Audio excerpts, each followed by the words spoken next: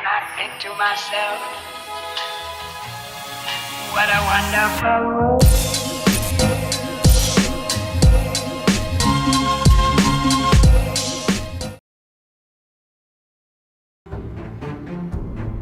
Gotcha!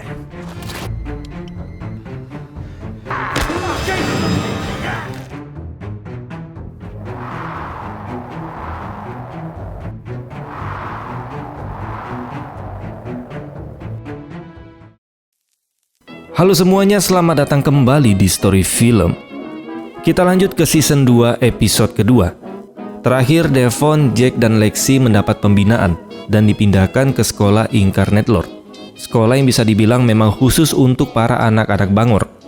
Dan di ending scene kita melihat Kang Paket masuk ke dalam sekolah sambil membawa kotak misterius yang entah isinya apa. Biar kalian gak kelamaan nonton intro, mending kita langsung aja masuk ke alur filmnya. Enjoy the video.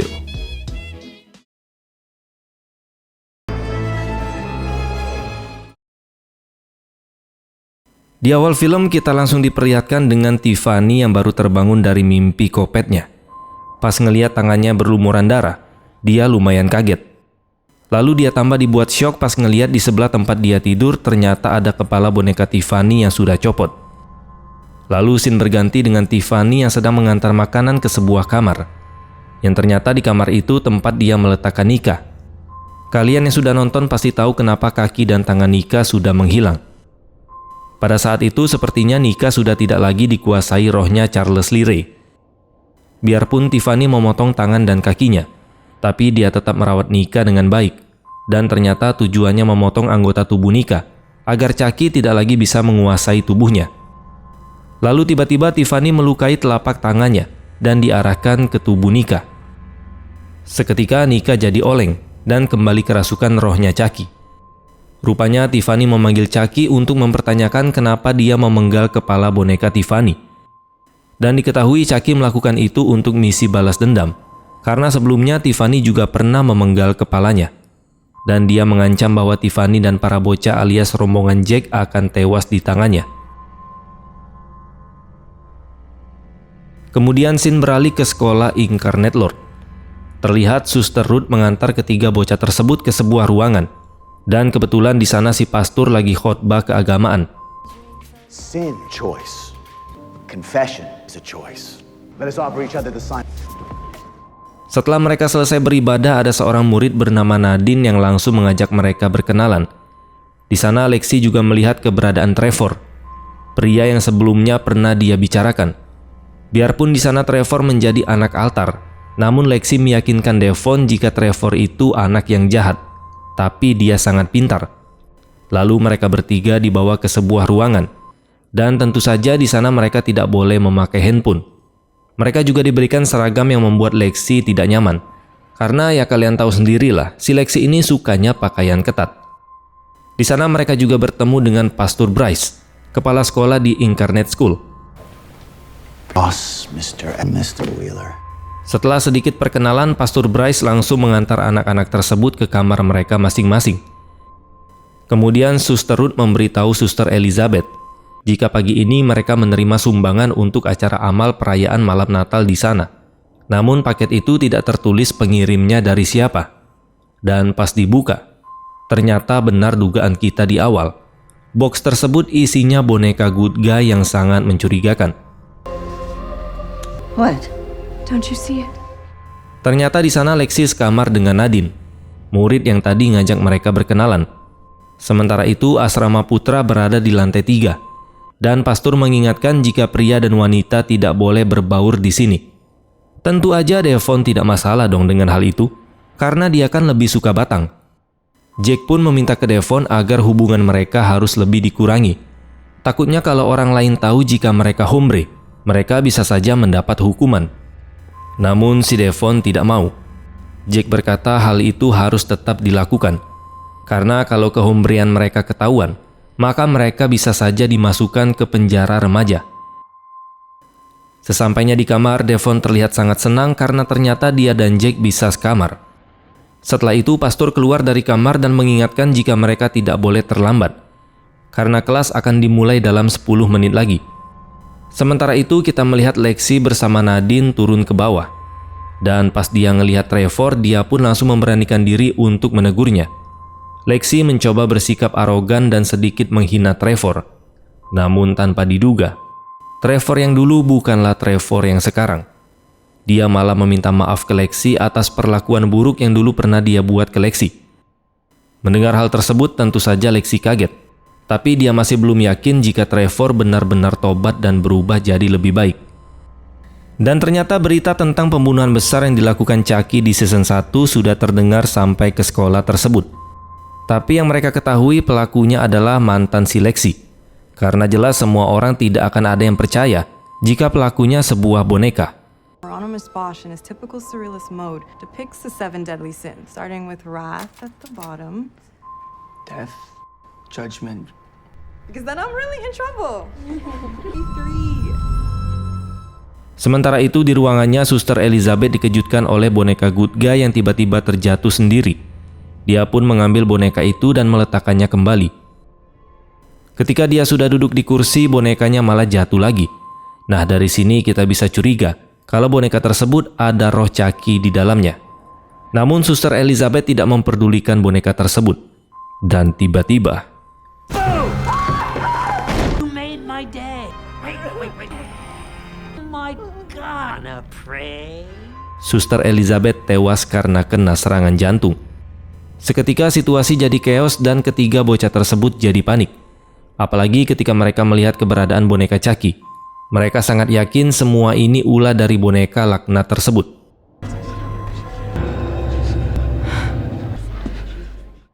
Pada saat ini Lexi bingung apa yang harus mereka lakukan.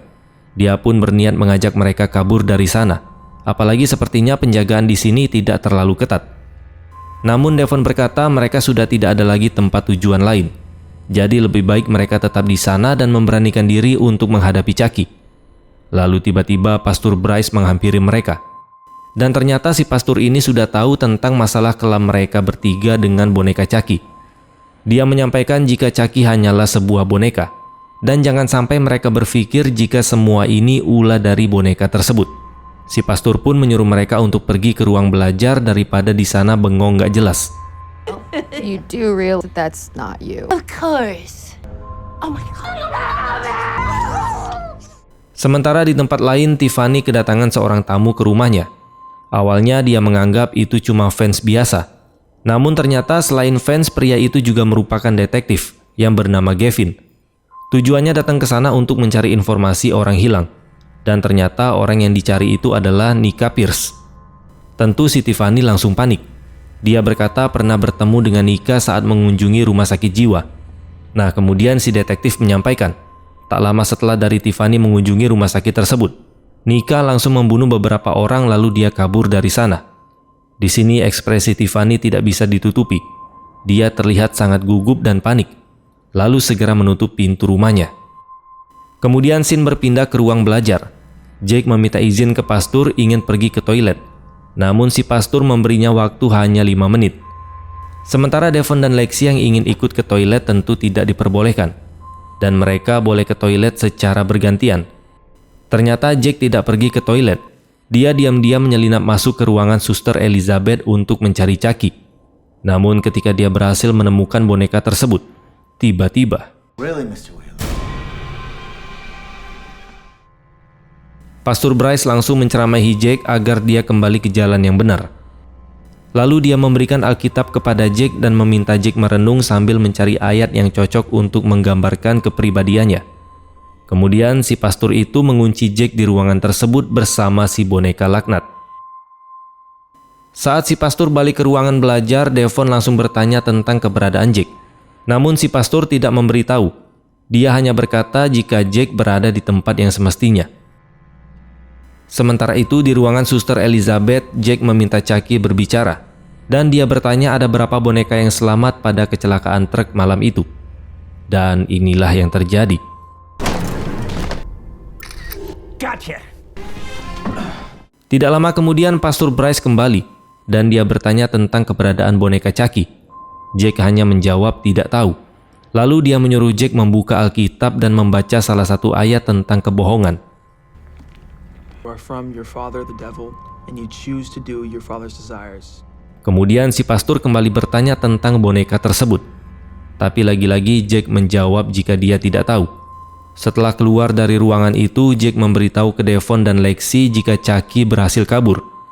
Di sini Jack heran karena Chucky tidak berusaha menyakitinya. Namun mereka yakin Chucky pasti punya rencana licik untuk membunuh mereka.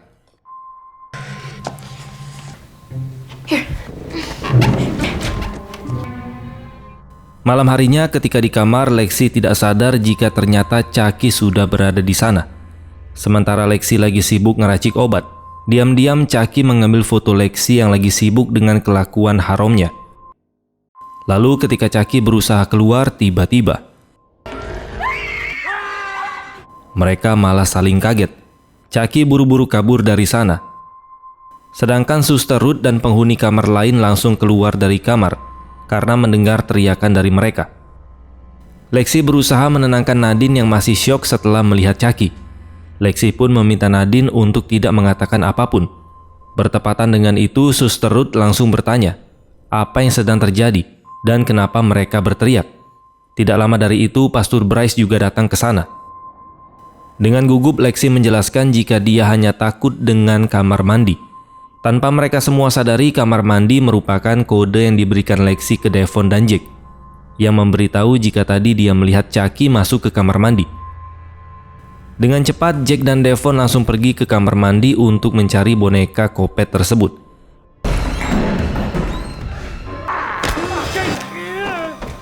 Ketika Chucky hampir mencocokkan pisau ke Jack, dengan cepat Devon langsung menendang tubuh kecilnya. Kocaknya, Chucky ini tidak mau menyerah dan kembali melawan. Alhasil dengan sekali selengkat ke kakinya, mereka berhasil menangkap Chucky. Di sana Devon langsung menginterogasi Chucky kenapa dia mengambil foto Jack. Tapi Chucky tidak mau memberitahukan rencananya.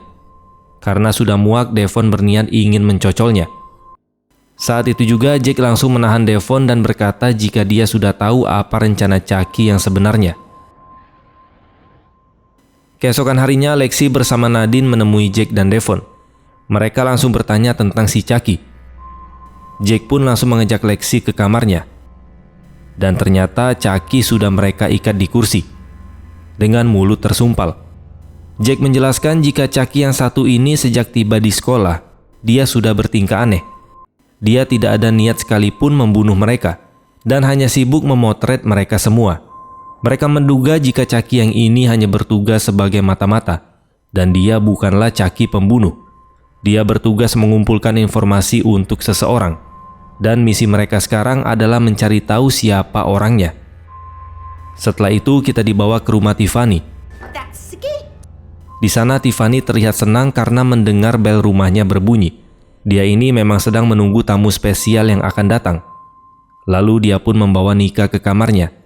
Di sini Tiffany menaruh curiga ke Nika jika kemungkinan dia bekerja sama dengan Chucky untuk melawan Tiffany. Sayangnya ketika Tiffany membuka pintu, yang datang malah si detektif Gavin, karena dia merasa ada yang tidak beres di rumahnya Tiffany. Akhirnya Tiffany mengaku jika Nika memang berada di sini. Sementara itu di kamar ternyata dugaan Tiffany benar. Jika Nika memang berkomplotan dengan Chucky. Come on, Nika, admit it.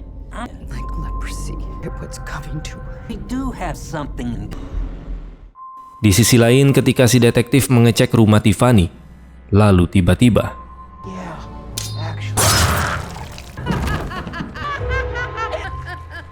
bertepatan dengan itu bel rumahnya kembali berbunyi. Dan ternyata yang datang orang spesial yang sudah ditunggu oleh Tiffany. Tiffany yang panik langsung menyembunyikan jasad si detektif. Lalu ketika dia sedang membersihkan darah di lantai, tamu yang sudah dia tunggu pun akhirnya masuk. Ternyata orang spesial itu adalah anaknya dengan si Chucky, yaitu Glenn dan Glenda. Udah deh kelar.